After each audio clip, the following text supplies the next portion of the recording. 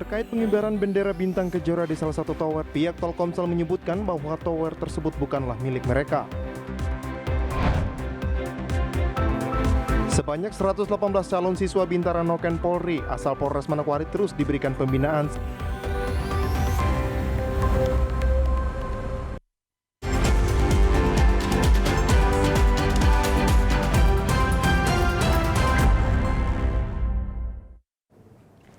Salam jumpa pemirsa, senang sekali saya Maria Talim Bekas dapat kembali menjumpai Anda dalam program Berita Papua Barat hari ini.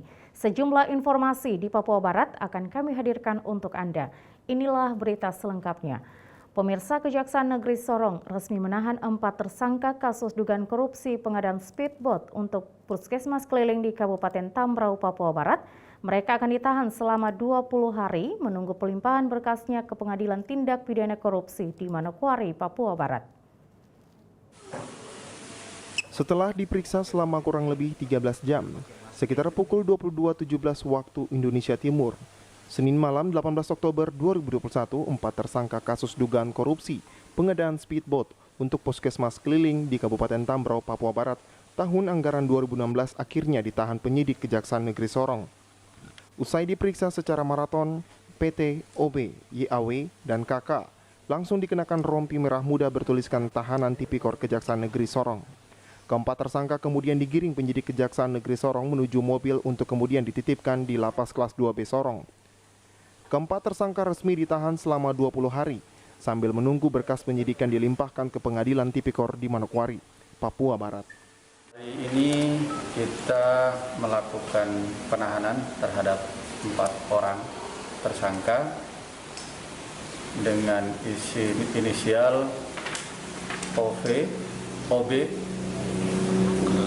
selaku PPK ya, dan PT selaku KPA dan YAW selaku pihak ketiga dengan KS. Mereka bakal ditahan berapa lama?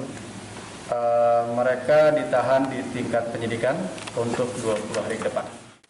PT, OB, YAW, dan KK diduga terlibat tindak pidana korupsi pengadaan speedboat Dinas Kesehatan Kabupaten Tambrau yang akan digunakan untuk puskesmas keliling pada tahun 2016. Dinas Kesehatan Kabupaten Tambrau melaksanakan kegiatan pengadaan puskesmas keliling dengan nilai kontrak sebesar Rp2.178.420.000. Sesuai kontrak tertanggal 1 Maret 2016, proyek ini dikerjakan CV Ribava yang dipimpin YAW, yang sebelumnya telah menandatangani surat perjanjian dengan pejabat pembuat komitmen, OB. Pengerjaan proyek ini seharusnya dilakukan lewat lelang terbuka, sesuai aturan pengadaan barang dan jasa, namun Kepala Dinas Kesehatan PT justru mengarahkan agar tersangka YAW yang mengerjakan proyek tersebut. Dari hasil audit Badan Pengawasan Keuangan dan Pembangunan BPKP ditemukan kerugian negara sebesar Rp1.950.676.900. Tim Liputan TVRI Papua Barat melaporkan. Pemirsa, terkait pengibaran bendera bintang kejora di salah satu tower yang berada di Gunung Meja pada tanggal 19 Oktober kemarin, pihak Telkomsel menyebutkan bahwa tower tersebut bukanlah milik mereka. Hal ini disampaikan Manajer Network Service Telkomsel Sorong, Farid Sairul Alim, saat dikonfirmasi TVRI Papua Barat lewat sambungan telepon pada Rabu kemarin. Farid menyebutkan pengibaran bendera bintang kejora yang diberitakan sejak Selasa 19 Oktober kemarin yang berada di puncak tower, bahwa tower tersebut bukanlah milik Telkomsel. Farid juga mengatakan setelah kejadian itu, pihaknya langsung mengecek ke lapangan untuk membandingkan antara dokumentasi yang tersebar, mulai dari video maupun foto. Dan memang saat dicek, beda antara tower yang digunakan untuk pengibaran bendera dan tower milik Telkomsel yang berada di sebelahnya. Oh ya, terima kasih Pak Natal. Jadi terkait insiden pengibaran kemarin, seperti sudah rilis resmi dari Corporate Communication Telkomsel bahwa aktualnya bahwa pengibaran itu bukan di tower Telkomsel, tapi di tower sebelah, ya, di sebelah tower kami seperti itu. Farid menambahkan tower yang berada di sebelah Telkomsel milik dari operator lain di Manokwari. Sedangkan untuk Telkomsel sendiri, mereka selalu rutin untuk mengecek kondisi power maupun pagar. Iya, jadi ada rutin maintenance. Kami setiap tower itu kami ada petugasnya untuk rutin cek, untuk cek powernya, untuk cek kondisi tower, kondisi pagar dan lain-lain. Jadi kondisi sekarang di tower itu aman, pagarnya tertutup dan ini. Natalindo Kerwai, TVRI Papua Barat melaporkan. Pemirsa, 118 calon siswa Bintara Noken Polri asal Polres Manokwari terus diberikan pembinaan sebelum mengikuti pendidikan di SPN pada bulan Februari 2020 mendatang. Sebanyak 118 calon siswa Bintara Noken Polri rutin mengikuti pembinaan di Polres Manokwari. 118 casis asal Manokwari terdiri dari 7 tamtama, 4 polwan dan 107 polisi laki-laki. Mereka disiapkan untuk mengikuti pendidikan gelombang kedua yang direncanakan bulan Februari 2022 mendatang. Wakapolres Manokwari Kompol Agustina Sineri mengatakan setiap hari Senin dan Kamis casis Bintara Noken diwajibkan mengikuti apel yang digelar di Polres Manokwari. Ini dimaksudkan untuk melakukan pembinaan baik fisik maupun mental agar mereka siap mengikuti pendidikan pada bulan Februari tahun 2022 dan sekaligus apel ini untuk menjaga kondisi para casis agar tetap sehat. Sehingga setiap hari Senin dan hari Kamis itu mereka diwajibkan untuk melaksanakan apel di Polres Manokwari. Dan ini semua bukan hanya Polres Manokwari tetapi di semua Polres-Polres yang ada di Polda Papua Barat jajaran ya, Polres jajaran Polda Papua Barat yang memiliki casis memang dilakukan apel, tapi khusus untuk Polres Manokwari itu dilaksanakan setiap hari Senin dan hari Kamis. Kompol Agustina Sineri menambahkan walaupun 118 orang ini masih menjadi casis Bintara Noken Polri, namun mereka juga memiliki kepedulian untuk membantu korban kebakaran rumah Borobudur dengan memberikan bantuan sembako yang berada di pos pengungsian Gedung Wanita dan KLK Manokwari. Kami tadi sengaja mengambil apel karena kemarin juga ada insiden yang menyangkut seorang casis di mana dia mengalami musibah kecelakaan, sehingga kami merasa bahwa perlu kami terus mengingatkan mereka supaya mereka tetap menjaga meningkatkan kewaspadaan mereka, menjaga diri mereka masing-masing sehingga tidak terjadi hal-hal yang tidak diinginkan, karena perjuangan mereka bukan singkat untuk lulus sebagai lulus dan terpilih untuk mengikuti pendidikan sebagai anggota Polri. Dan juga perlu rekan-rekan ketahui bahwa karena mereka sudah ditanamkan nilai-nilai moral, sehingga mereka juga walaupun masih casis, pada kesempatan ini mereka juga memiliki kepedulian yang sangat luar biasa. Terutama pada hari ini mereka akan memberikan bantuan kepada saudara-saudari kita yang terkena musibah kebakaran di Borobudur. Natalindo Kerwai, TVRI Papua Barat melaporkan. Pemirsa, menyongsong peringatan Hari Dharma Karya Dika tahun 2021, Kementerian Hukum dan HAM Papua Barat melakukan bakti sosial dengan menyerahkan 200 paket sembako dan mengunjungi masyarakat korban kebakaran Borobudur. Menyongsong perayaan Hari Dharma Karya Dika tahun 2021, seluruh jajaran Kementerian Hukum dan HAM dari pusat hingga ke daerah melaksanakan berbagai kegiatan sosial. 21 Oktober 2021, bakti sosial dilaksanakan serentak dan diikuti secara virtual, serta pemberian bantuan secara simbolis berupa APD bagi tenaga medis, kelengkapan kebiasaan baru, donor darah, bantuan beasiswa, dan juga sunatan massal. Untuk bakti sosial yang dilaksanakan Kementerian Hukum dan HAM Papua Barat, dilakukan kunjungan ke 6 posko penampungan warga korban kebakaran Borobudur, bantuan sembako sebanyak 200 paket bagi pensiunan Kementerian Hukum dan HAM Papua Barat serta mitra kerja. Pit Bukorsyem, Kepala Divisi Administrasi Kantor Wilayah Kementerian Hukum dan HAM Papua Barat mengatakan, Kumham peduli Kumham Berbagi, Kumham Berempati bagi masyarakat yang terkena dampak pandemi COVID-19 dengan memberikan bantuan sembako yang berjumlah 200 paket. Bakti sosial untuk Kumham Peduli, Kumham Berbagi dan empati kepada empati hak Kumham artinya kepada masyarakat yang kena COVID maupun pegawai kami kena COVID dan ada yang meninggal, dan yang meninggal itu tadi sudah diberikan beasiswa kepada warisan.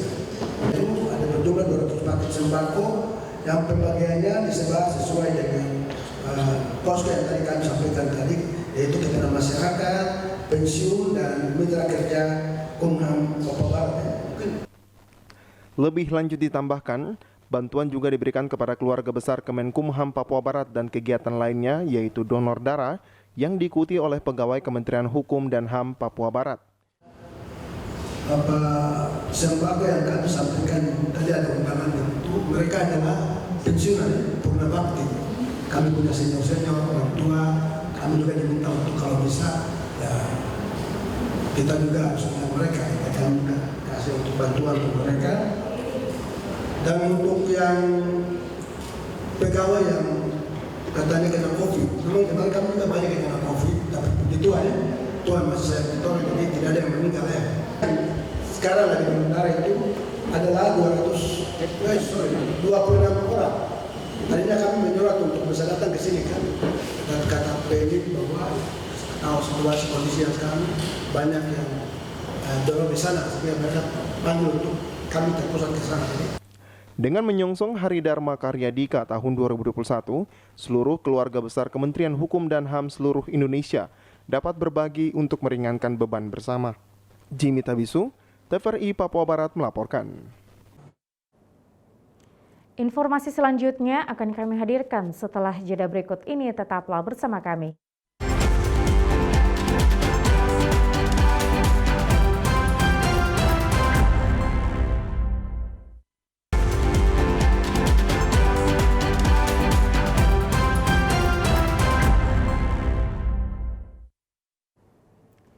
Terima kasih Anda masih bersama kami. Pemirsa, dukung Smart City, pemerintah daerah Kaimana yang diwakili oleh Bupati Kaimana Freddy T bersama pimpinan Bank BNI Cabang Manokwari Maruli Pardede melakukan penandatanganan perjanjian kerjasama yang berlangsung di Gedung Pertemuan Kaimana, Kamis tanggal 21 Oktober 2021. Hal tersebut guna mendukung program pemerintah pusat yang diselaraskan dengan visi misi pemerintah daerah Kabupaten Kaimana, yakni mewujudkan Smart City di Kabupaten Kaimana. Selain MOU dan perjanjian kerjasama antara Pemda Kaimana dengan pihak Bank BNI Cabang Manokwari, juga dilaksanakan launching pembayaran retribusi harian pasar dalam mendukung Smart City di Kaimana. Pimpinan Bank BNI Cabang Manokwari, Maruli R. Pardede, dalam sambutannya mengatakan, memasuki era digital di mana semua aktivitas sudah sangat dipermudah dengan memanfaatkan kemajuan teknologi. Maka muncullah visi besar pemerintah dengan gerakan mewujudkan 100 kota Smart City untuk mewujudkan pengelolaan pemerintah, terutama keuangan daerah yang efektif, efisien, transparan, serta akuntabel. Bagaimana pemerintah daerah dapat menjawab tantangan besar ini? Maka sangat diperlukan mitra strategis yang dapat berkolaborasi, berjalan bersama untuk mewujudkan hal tersebut. Untuk itu, BNI hadir, di mana salah satu fungsi BUMN sebagai agent of change atau agen perubahan pemerintah. Maka dengan kesiapan sistem maupun infrastruktur serta pengalaman yang BNI miliki, BNI siap memberikan berbagai macam solusi yang dibutuhkan oleh pemerintah daerah. Di mana dengan solusi-solusi yang kami sediakan dipastikan dapat mempermudah pemerintah daerah, dalam hal ini pemerintah daerah Kabupaten Kaimana, mengelola keuangan, memonitoring serta merekonsiliasi laporan keuangan yang hasil akhirnya tentu saja dapat membantu pemerintah dalam menetapkan strategi-strategi Dia juga menyebutkan jika Bank BNI sudah 8 tahun berturut-turut mendapatkan penghargaan sebagai bank penyedia jasa pengelola keuangan terbaik se-Asia Pasifik. Sementara itu, Bupati Kabupaten Kaimana, Freddy T, dalam sambutannya mengatakan, MOU dan perjanjian kerjasama ini merupakan suatu inovasi dari Dinas Badan Pengelolaan dan Pendapatan Daerah Kabupaten Kaimana. MOU ini merupakan suatu inovasi dari Dinas Bapenda Kabupaten Kaimana. Diharapkan dengan kerjasama ini pembayaran restribusi parkir pajak bagi pelaku usaha di Kabupaten Kaimana akan meningkat dan pengawasannya lebih baik. Untuk itu, sebagai pemerintah daerah, kami memberikan apresiasi dan penghargaan kepada pihak BNI. Untuk itu, mari kita sama-sama memberikan aplaus untuk pihak BNI. Diharapkan kerjasama ini bukan hanya pada tingkat restribusi, tadi disampaikan oleh Bapak Kepala Cabang BNI, masih banyak inovasi-inovasi dari pihak Bank BNI. Semoga sinergitas dan kerjasama ini bisa tetap berjalan sesuai dengan. Bupati juga mengatakan MOU dan perjanjian kerjasama ini merupakan bentuk dukungan atas visi misi Bupati dan Wakil Bupati Kaimana untuk menjadikan Kabupaten Kaimana sebagai Smart City yang berbasis digital. Hadir dalam perjanjian kerjasama dan launching ini sejumlah pimpinan bank di Kaimana, pimpinan OPD, anggota DPRD Kaimana dan masyarakat sebagai pelaku usaha. Dari Kaimana, Arfad Jempot, TVRI Papua Barat melaporkan. Pemirsa, Persekutuan Gereja-Gereja Papua (PGGP) Provinsi Papua Barat melaksanakan kunjungan kerjanya ke Teluk Bintuni dalam rangka sosialisasi visi dan misi PGGP kepada para hamba Tuhan dari denominasi gereja-gereja Kristen. Kegiatan yang berlangsung di Gedung Gereja GKI Peniel Banjar Ausowi Rabu 20 Oktober 2021 dihadiri sejumlah pihak, diantaranya Pemda Teluk Bintuni, dalam hal ini Barankes Bangpol Teluk Bintuni, Ketua Klasis GKI Teluk Bintuni Pendeta Stephen Awi, serta perwakilan kantor Kementerian Agama Teluk Bintuni. Biro Organisasi dan Kerjasama Lembaga PGGP Papua Barat Pendeta Markus Mole kepada forum menjelaskan, kehadiran PGGP yang diprakarsai seluruh pimpinan denominasi gereja yang ada di tanah Papua bertujuan untuk mempererat persatuan gereja.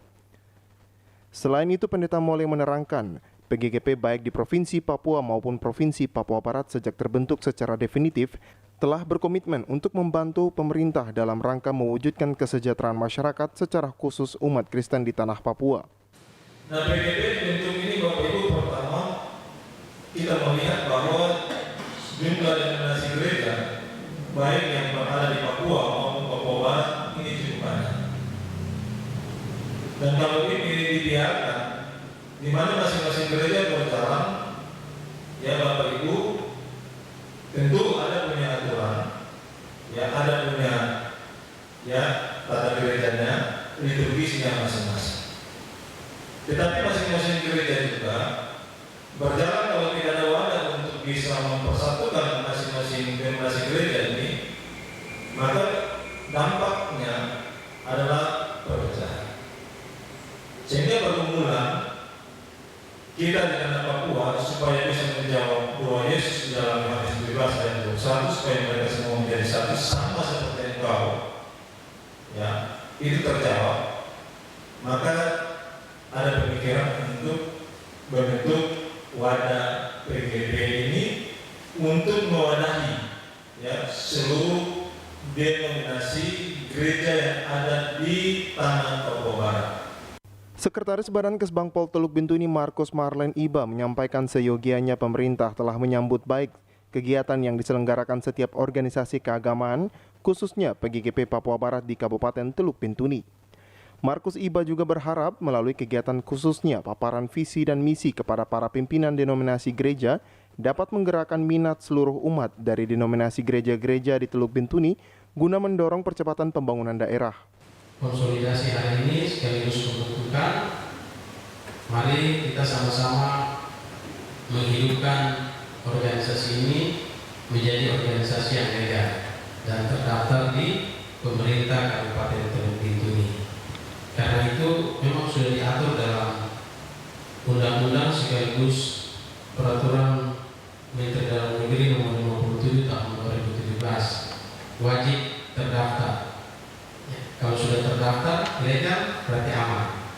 Ya, artinya pasti pemerintah juga akan melihat hal itu.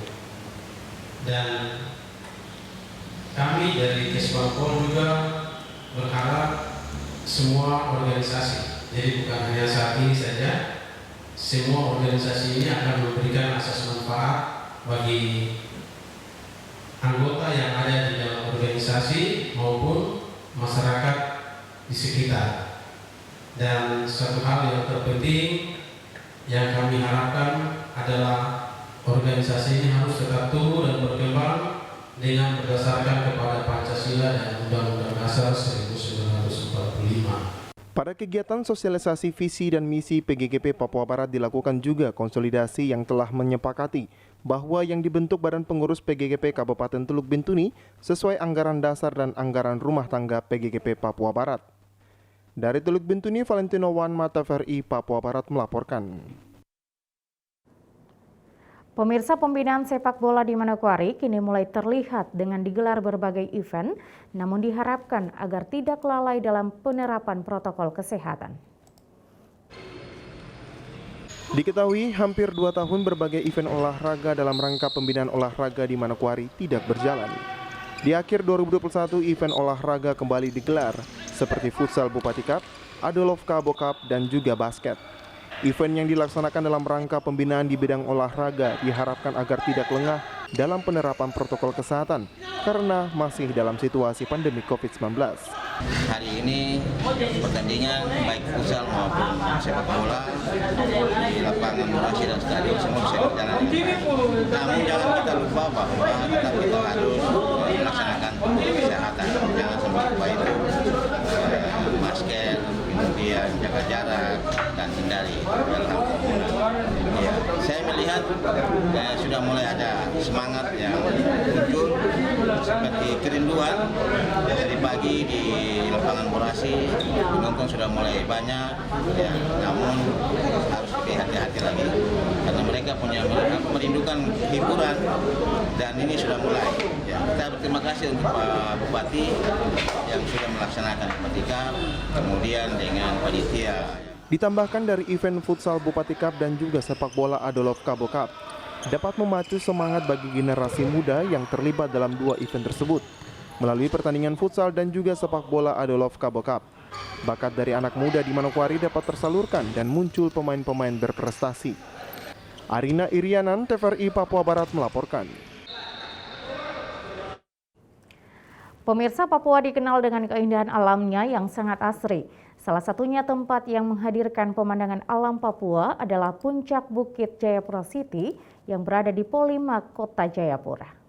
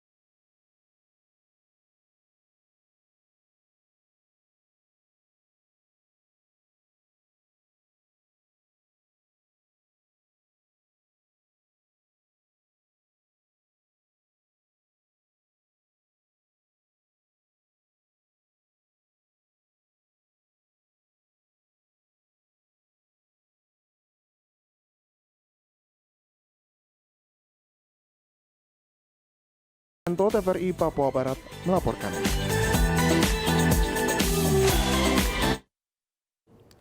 Pemirsa, informasi tadi sekaligus menutup jumpa kita dalam program Berita Papua Barat hari ini.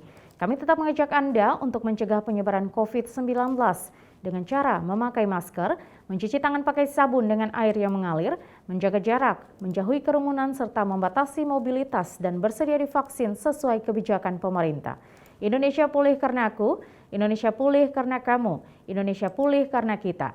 Mewakili kerabat kerja yang bertugas, saya Maria Talim Bekas mengucapkan terima kasih dan sampai jumpa.